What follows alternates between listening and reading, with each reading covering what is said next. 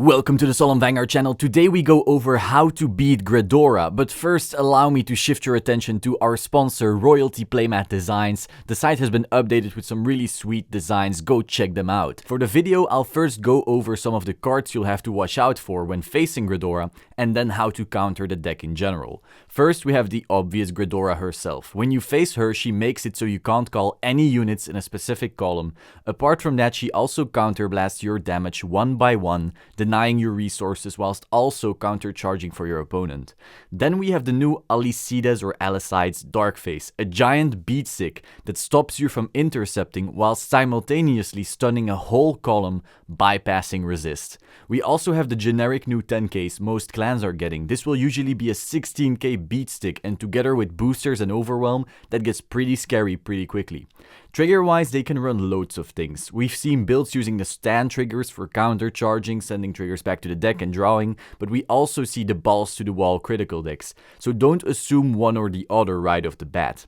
Their scariest cards are in the G zone, however. They run the obvious overwhelm, which is easily the most free and easy to play stride in the game. If you barely have any resting rearguards, she gets a critical and an extra drive. If you do have a lot of resting rearguards, she will draw a crap load. As the game goes on and your damage is flipped down by Gredora, she starts stacking 2k power on all their units for each face down damage, so assume plus 6 to plus 10k to all of their units 24/7.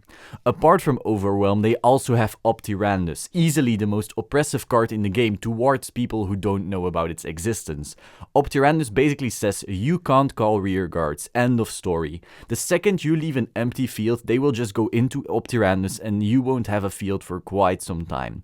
Don't forget they also have access to the ZR Zoa and the very strong GB8. You generally don't want to keep them alive long enough to hit GB8, they will probably deck out before that happens anyway. Finally, don't forget about their G-Guard that can rest your whole back row. Getting into how to beat them, this matchup is primarily a matchup of who can use their resources in the smartest, most advantageous way. So most of these tips will be small game plan tweaks that can then lead to the slightest resource advantage, winning you the game in the end.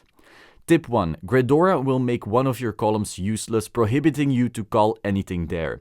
However, if your deck allows it, you could just fill a field before they even ride Gredora. That way, that first oppressive skill becomes largely useless. So when I'm running Tavas, I will often put something in the back row like a Melania before they even ride grade 3, and that way still have a column to play with. Tip 2. Most Megacolony units stun your units and state that the units can't stand in your stand phase, so this doesn't have any effect on your battle phase. If you're running a deck like Tavas, Victor, generally a deck that can stand their own units, or any deck that can run stand triggers, you will be able to stand units in your battle phase without any issues. Tip 3. Never leave a totally empty field. It might feel smart that they don't get draws of overwhelm or can't stun you, but remember that they will just Optyrandus, steadily out-advantage you and then win. Not being able to call units hurts.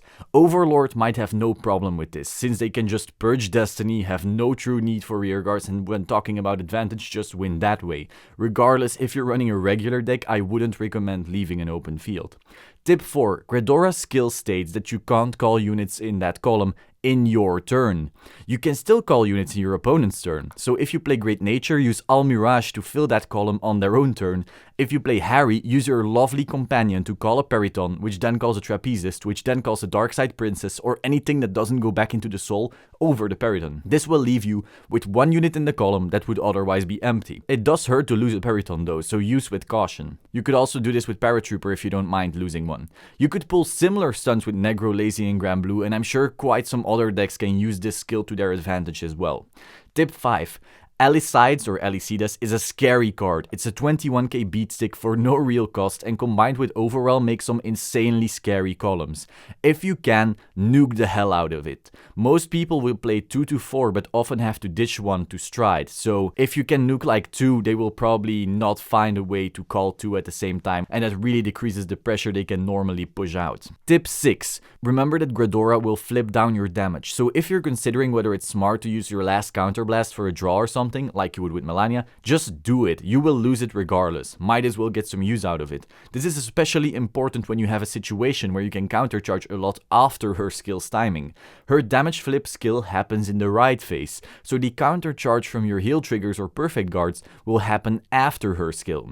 Countercharges from cards like Supersonic Sailor and Galphilia also happen in your own turn, so feel free to waste all your counterblast for the sake of resources so her damage flip skill becomes useless, and then refund these costs after she missed the timing of her skill.